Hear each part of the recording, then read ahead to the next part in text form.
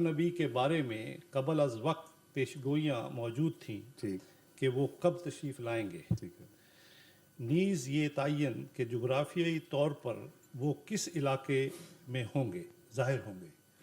مثلا حضرت عیسیٰ کے بارے میں انجیل سے پتہ چلتا ہے کہ آپ کی پیدائش کے موقع پر ایک ستارے کی رہنمائی میں کچھ لوگ بیت الحم پہنچے۔ کیا حضرت مرزا صاحب کے بارے میں بھی کوئی ایسی پیشگوئی موجود ہے جس سے آپ کی بعثت کے علاقے کی تعین ہو؟ نیز آپ کی صداقت کے نشانات میں چند کا ذکر فرمائیں۔ صحیح رکھیں، آپ تو ان کی جگہ بیٹھ جائیں۔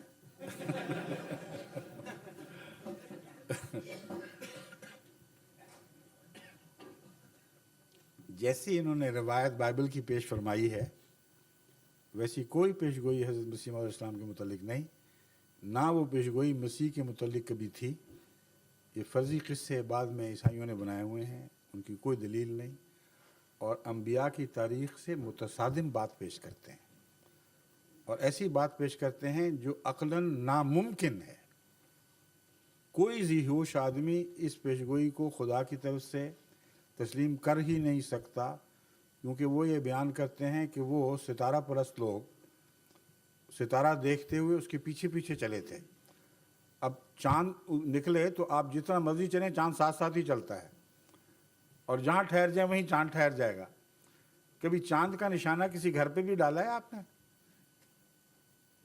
اور وہ ستارہ اس گھر پر کھڑا ہو گیا جس گھر میں مسیح پیدا ہوئے تھے، اور انہوں نے جا کے بات کی تو پتہ لگا ہاں بچہ موجود ہے، یہ وہی ہے۔ اس گواہی کو ان یہود نے نہیں دیکھا جو رسالت کے تصور سے بھی گھبراتے تھے کہ اس قسم کا بچہ جس کا باپ نہ ہو کوئی، اس کی رسالت کیوں باتیں کرے۔ اور ستارہ کیسے کس گھر پر ٹھہرا ہے، یہ تو ویسی بات ہے جیسے پشاوری لوگوں کی مہمان نوازی کے متعلق لوگوں نے لطیفہ بنایا ہوا ہے۔ پٹھان بہت مہمان نواز ہیں، وہ کہتے ہیں پشاوری جو ہیں ملے جلے پٹھان ہیں، ان کو مہمان نوازی کے سلیقے نہیں آتے۔ کہتے ہیں دیکھو جب تم ان سے ملنے جاؤ گے تو وہ کہیں گے آپ بہت شکریہ، بہت خوشی ہوئی، آپ کے لیے بکرا ذبح کریں، کچھ خدمت کریں۔ تو آپ پوچھیں ان سے کہ کہاں آئیں، گھر کا تو پتہ دیں۔ کہ وہ چیل اڑ رہی ہے نا جہاں، اس کے نیچے ہمارا گھر ہے۔ اڑتی ہوئی چیل کے نیچے گھر تو پھر بھی شاید مل جائے، اندازہ لگا لے آدمی، ستارے کے نیچے گھر کا کیسے پتہ چلے گا؟ ایسی باتیں انہوں نے پوچھی ہے جو ہے ہی نہیں، ہو ہی نہیں سکتی۔ اس لیے میں تسلیم کرتا ہوں، اور اس تسلیم کرنے میں خوشی محسوس کرتا ہوں کہ حضرت مسیح موعود علیہ السلام کے متعلق ایسی کوئی پیشگوئی نہیں تھی۔ جہاں تک پیشگوئیوں کا تعلق ہے یہ ایک الگ مضمون ہے، جہاں تک جگہ کی تعیین کا تعلق ہے یہ ایک الگ مضمون ہے۔ اب میں ان دونوں باتوں کے متعلق آپ سے عرض کرتا ہوں۔ قرآن کریم میں حضرت صلی اللہ علیہ وآلہ وسلم کی بعثت ثانیہ کا ذکر ہے، اور بڑے واضح الفاظ میں ہے۔ وہ بعثت ثانیہ کیسے ہوگی، اس کی تشریح بخاری کی حدیث، جو ایک مستند حدیث ہے جس کے متعلق جس کے صحیح ہونے میں علماء میں سے کسی نے کوئی شک نہیں کیا، وہ گواہ ہے۔ اسی حدیث میں علاقے کا بھی تعین ہے، لیکن اس طرح نہیں کہ ستارہ جہاں کھڑا ہوگا اس کے نیچے ہوں گے، بلکہ ایک عمومی تعین فرما دیا گیا ہے۔ تو پیشگوئی قرآن میں موجود، حدیث نے اس پیشگوئی کی تشریح فرمائی، اور اس علاقے کا تعین فرما دیا۔ یہ میں نے 3 دعوے کیے ہیں۔ قرآن کی وہ آیت کون سی ہے؟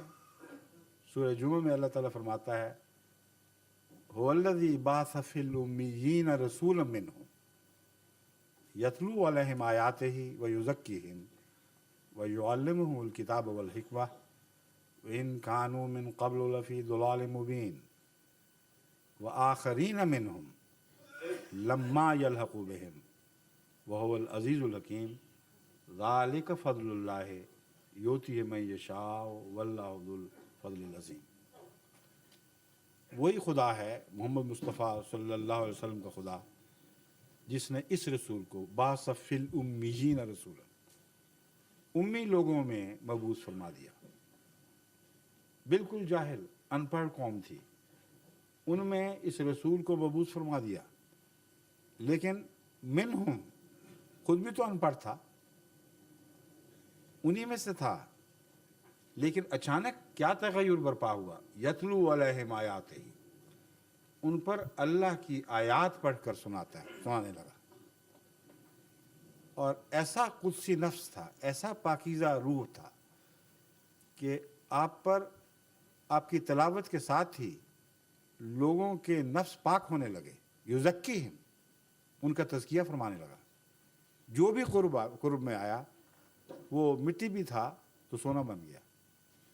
यानी पाक करने की ऐसी हैरत अंगेज़ तब्दीली ताकत जो मोहम्मद रसूलुल्लाह में थी, उसकी तरफ इशारा फरमाया जा रहा है कि तिलावत आयात के बाद, उसका इल्म देने से पहले, उसकी हिकमतें बयान करने से पहले अपनी नफसी क़ुव्वत क़ुद्सिया से लोगों को पाक करने लगा।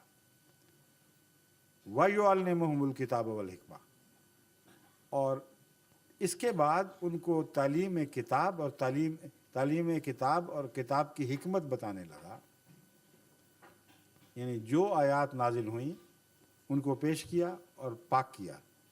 जब लोग पाक हुए तो इस लायक हुए कि कुरान के मज़ामीन और मफ़ाहिम को समझें, क्योंकि कुरान करीम फरमाता है ला यमस्सुहु इल्लल मुतहहरून, इस किताब के मज़ामीन को उनके सिवा कोई हाथ भी नहीं लगा सकता जो पाक किए गए हों।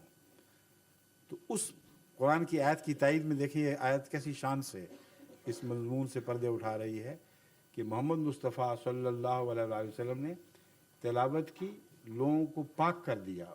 आपको देखना, आपकी सोबत लोगों के वजूद से हर जंग को दूर करने वाली थी।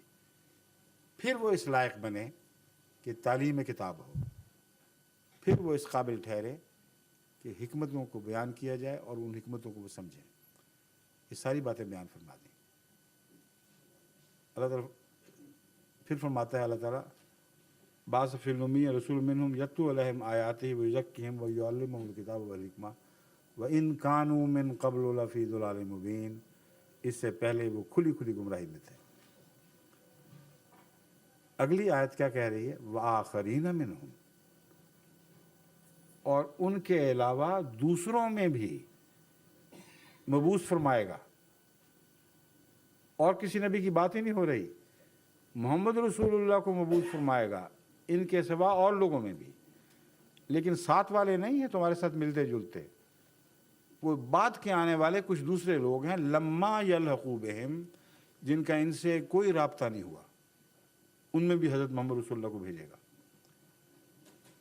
वहुवल अज़ीज़ुल हकीम, और वो गालिब और बुजुर्गी वाला है और हिकमत वाला है। ऐसा क्यों होगा? फरमाया ज़ालिका फ़ज़लुल्लाह है, ये अल्लाह का फजल है। योती है मन यशाओ, जिसे चाहता है ये फजल देगा। कोई उसके हाथ रोक नहीं सकता, कोई ये नहीं कह सकता कि अरब को दो कि अजम को दो। वो मालिक है, मुख्तार है। जिस तरह पहली मरतबा उसने फ़ैसला फरमाया कि उम्मीयीन में से रसूल हो, अगली दफ़ा भी वही फ़ैसला फरमाएगा कि कहाँ नाजिल हो दोबारा। आखरीन मिनहुम लम्मा यलहक़ू बिहिम वहुवल अज़ीज़ुल हकीम ज़ालिका फ़ज़लुल्लाह युतीहि मन यशा, अल्लाह का फजल जिसे चाहे दे। वहुवल अज़ीज़ुल हकीम। अब सुनिए, ये आयात नाजिल हुई हैं जिस वक्त हज़रत अक़दस मोहम्मद रसूलुल्लाह के झुरमट में और लोग बैठे हुए थे, सहाबा मौजूद थे। एक अजमी भी था मगर सब अरब थे। उनकी मौजूदगी में ये आयत नाजिल हुई है। बुखारी शरीफ बता रही है कि ये इसका नज़ूल का वाक़या है और इसकी शान नज़ूल ये है, इस तरह नाजिल हुई। और इसके नाजिल होने पर सहाबा ने ताज्जुब से एक सवाल किया। सवाल करने वाले ने पूछा कि या रसूलुल्लाह, वो कौन लोग होंगे जिनकी बात ये आयत कर रही है? ये समझे कि मोहम्मद रसूलुल्लाह दोबारा नाजिल होंगे।